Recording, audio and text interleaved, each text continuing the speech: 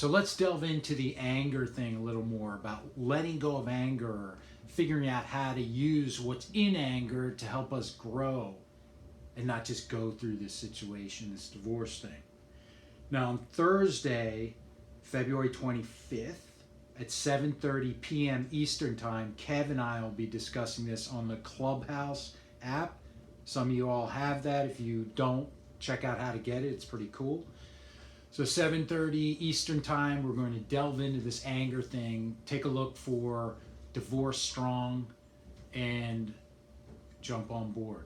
Some of the things we'll be exploring are how to look into the anger and pull out useful things, because anger has some useful things. The focus, sense of power, sense of having to face yourself. It's right there. There's nowhere to go. It can be very revealing of authentic feelings and authentic self. It's all very useful. Obviously, it can get destructive at points, right? If it goes too far aboard in a different direction and you can't control it. That's really what this is about, is losing control, sense of control. Now, let's say I have something that triggers me or gets me angry. I'll take something that happened earlier today, a little thing. So this happens. I sense I'm just reacting and getting angry about it.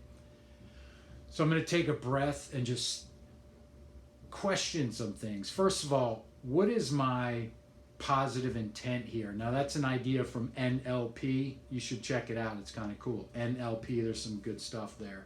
Technique, just Google it. They talk about positive intent. So everything has a positive intent. The anger has a positive intent. For me, why? To protect me, a vulnerability. So the flash of anger, of upset, if you look deeper into that, the purpose of that is to protect me. Okay, so let's take that out, that element. To protect me as opposed to destroy the other person, all right? Even though that may be part of it, it's that part you want to focus on, why it's happening. I want to protect myself. So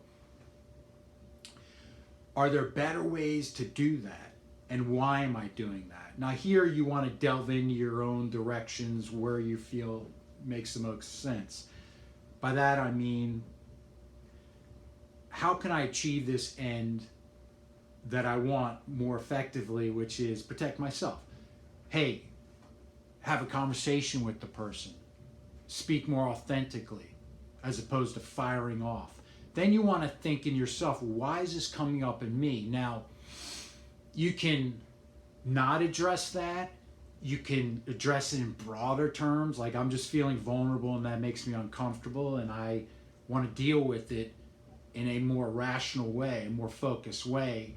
That may not happen now, but I'm going to get back to it because that's healthier. Or you can go back to think, all right, in my past, this happened. This person did this to me and I felt that way and it calcified. I didn't have the resources or tools or ideas to deal with it more effectively back then. So I made this decision and this influenced my behavior leading all the way up to here. I find that interesting. We don't want to stop on everything and go back to our childhood and this and that, but I think there is something to be said for, we grow up, we have things happen, situations, then we make decisions that get locked in and the faces change, but it's the same scenario we're going through, and I think that can be useful. Again, NLP talks about this stuff.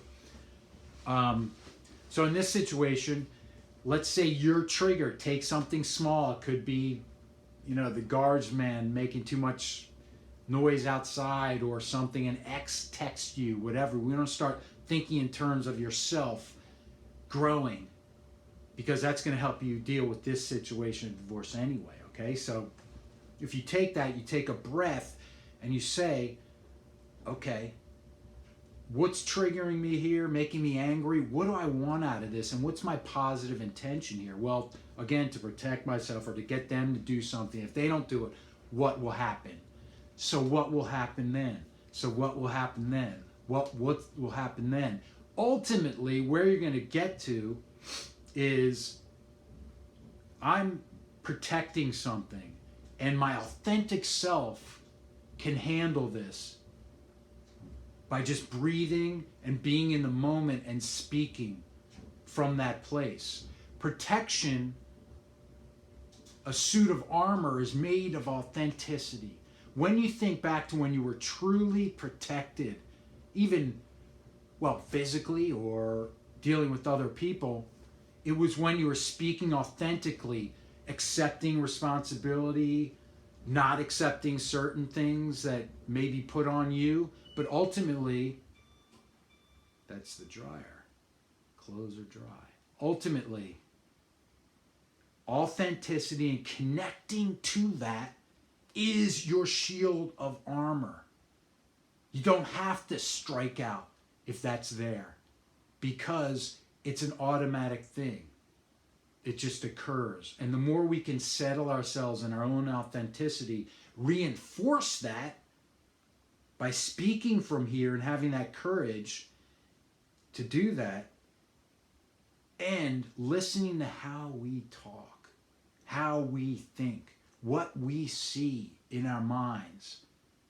That's powerful, and that takes courage. Listen to how you talk. I was speaking to my son the other day and said, you need to train up this skill or this strength, leg strength or whatever it was. I'll try to get to that, Dad, in my workouts. Well, okay.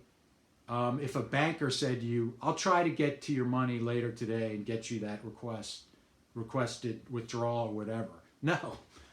Think of how you speak. Listen to how you speak. Take a notebook. Listen to other people, how they speak. Write it down, or however is your method.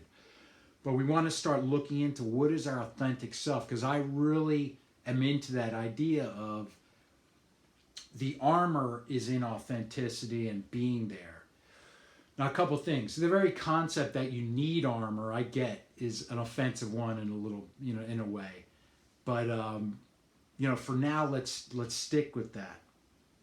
And then the idea of not having to worry about it, because when you're grounded in authenticity, it's there for you. And the path is there. And to get through this divorce thing, that's where you got to go, my man. This journey's just started. Myself and Kev can be your guides in this, but you got to do the work, right? It begins Thursday, Clubhouse app, 7:30 p.m. Eastern Time. Divorce Strong. Join us. Send me some questions you have. divorcestrong@gmail.com, I believe, is the email. Or just leave them in the comments, all right? Let's grow through this, not just go through it. All right? See y'all soon.